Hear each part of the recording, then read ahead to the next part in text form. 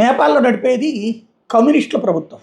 ఇదివరకు ఉన్నటువంటి రాజకుటుంబాన్ని చంపేసి ఆ నెపాన్ని భారతీయుల మీదకి నెట్టేసి రాజీవ్ గాంధీ భార్య కారణంగా అట్లా చేయించాడు అన్నటువంటి దాన్ని జనంలోకి తీసుకెళ్ళిపోయి నేపాల్ ప్రజలకి భారత ప్రజలకి మధ్యన ఒక కమ్యూనికేషన్ గ్యాప్ని క్రియేట్ చేసి ఇప్పుడు వాళ్ళకి ద్వేషమేం లేదు, అలానే ప్రేమ కూడా లేదు.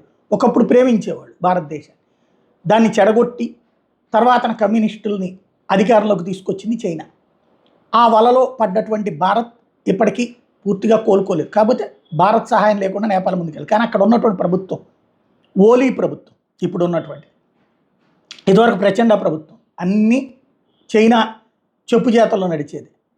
ఇప్పుడు కొత్త ఎత్తుగడ అంటే ఓలీ పని అయిపోతుంది. అక్కడ ఏంటంటే ప్రచండ పని అయిపోయినప్పుడు ప్రచండ మీద జనానికి విరక్తి కలగగానే ఓలీ మీద విరక్తి కలగానే ప్రచండ ఇట్లా వాళ్ళే నడిపిస్తుంటారు చైనా వాళ్ళు.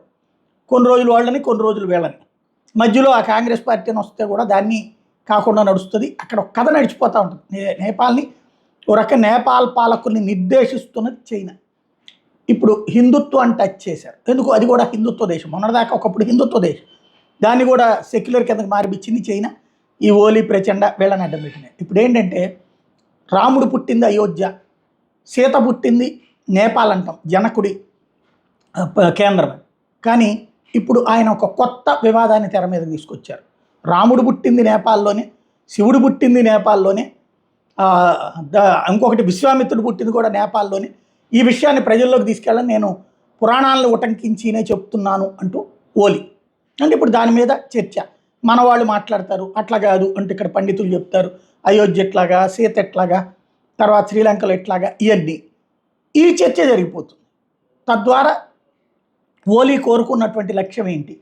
చైనా కాన్సెప్ట్తో హిందువుల మధ్య విభజన రేఖ తీసుకురావడమా, ఇక్కడున్నటువంటి హిందుత్వ వ్యతిరేకవాదులకి ఊతమిచ్చేటటువంటి ఎత్తుగడ, లేకపోతే తన ప్రభుత్వాన్ని కాపాడుకోవడానికి ఏదైనా అక్కడ ప్రజల్ని హిందుత్వ వైపు అక్కడ ఈ మధ్యన రాజపాలన కావాలని కోరుకుంటున్నారు. ఈ ప్రభుత్వాలు ఓడిపోవాలని కోరుకుంటున్నారు. దానికి కారణం హిందుత్వాన్ని దూరం చేశాక నేపాల్ నాశనం అవుతుంది అన్నటువంటి ఉద్దేశం.